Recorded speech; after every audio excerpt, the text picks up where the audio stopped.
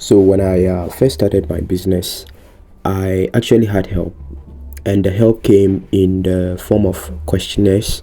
So I sat down and I wrote a couple of questions that I asked myself, and this helped me really make cogent decisions as to the form of business that I really wanted to go into. That's in terms of your livestock farming.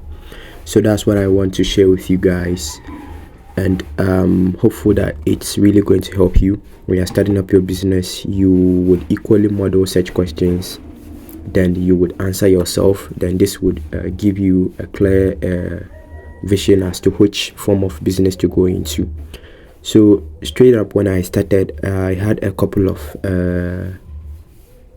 businesses in mind that's concerning agriculture in general, whether crops or livestock. So straight up, poultry was the number one option for me. I had equally had the crop aspect. I wanted to do soya beans farming. I wanted to do sheep. That's in terms of the rams. I wanted to do sheep fattening, where I would acquire rams, then fatten them, then sell out. I equally wanted to do goats.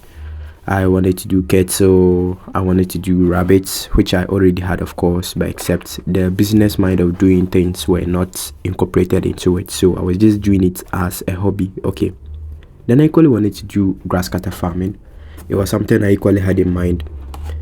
So out of these business ideas, I kept each business into these questions, answered myself. Then this gave me a clear option as to which form of farming I should go into.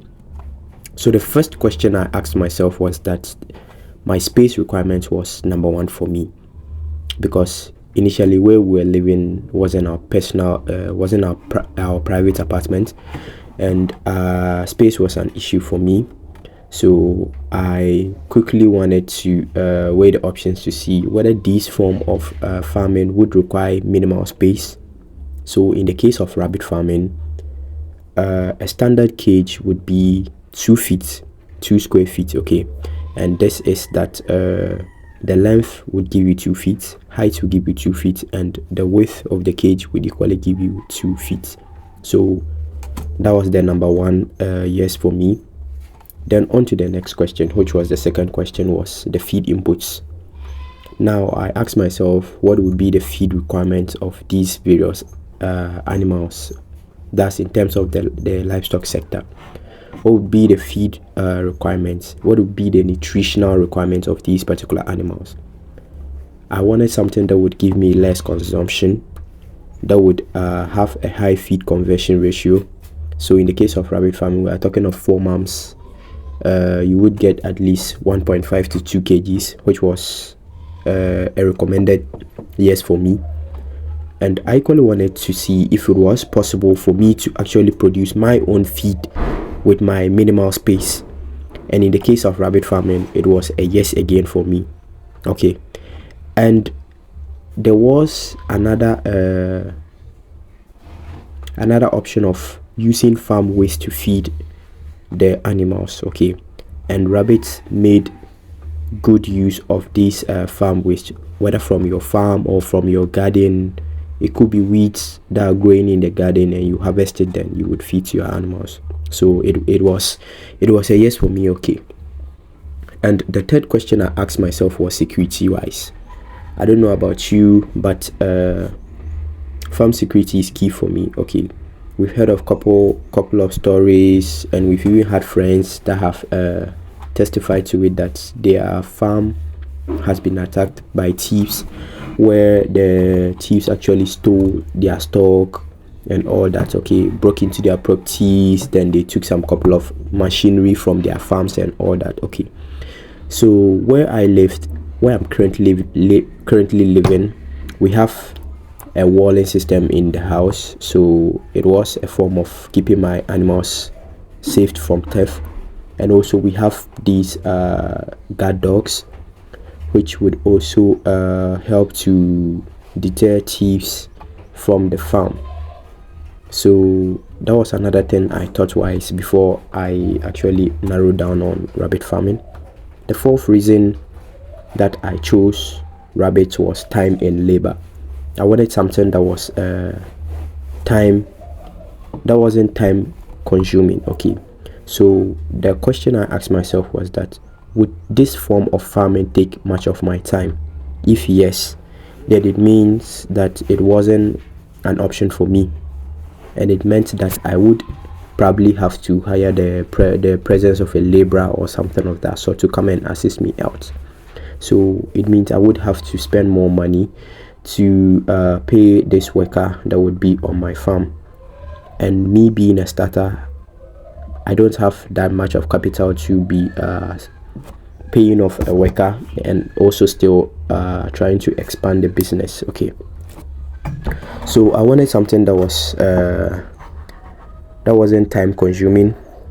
So rabbit farming again was the number one option for me, because I could play the role of the laborer, and in terms of timing too, I could wake up early, do my chores, then I would proceed to my workplace. So it was a yes for me. And the last question I asked myself was the rate of return, which was very, very important for me. Okay, that was the number one thing. When you're running into a business, you would want to know what's the rate of return of that particular business that you are going into. So looking at rabbit farming, I realized that the rate of return was much shorter as compared to other rates of return. In terms of let's say cattle farming, you are doing breeding, so it means that you would have to wait a very long time for your cattle to actually deliver before you can be talking of any rate of returns. Okay, so rabbits have a shorter rate of returns, like I've already said, and it was something that I saw, and I realized that now I actually need to pick rabbit farming, because that was the number one option. And looking at the questions that I asked myself, I realized that rabbit farming consecutively was a yes throughout. And the bonus tip was knowledge acquisition. Now I can't stress how important acquiring knowledge before starting up a business is. Okay, you need to be knowledgeable in whatever that you are going into, and you need to know your business. Okay, you need to know your business forward, right? So knowledge acquisition was equally something I thought of. Would it be very easy for me to acquire knowledge on the particular field that I'm going into? Would I need some form of training? And also, alongside the training, I wanted to I'm the type who usually likes to see things physically. So farm visits, that was something that I wanted to always embark on. And I realized that there were a few farmers in the Upper West region that were practicing rabbit farming, and I could equally visit these farmers, ask them a few questions, and seek some new knowledge from the field I was going into. So I realized that it wasn't so hard to secure to pick knowledge from other farmers. Okay, so rabbit farming was the number one option for me, like I've always said. So these were the couple of questions I framed down and asked myself, and this helped me to make a very cogent decision, up to date that I don't regret. Okay, so thank you very much for sticking with us, and I'll catch you in the next one. Peace.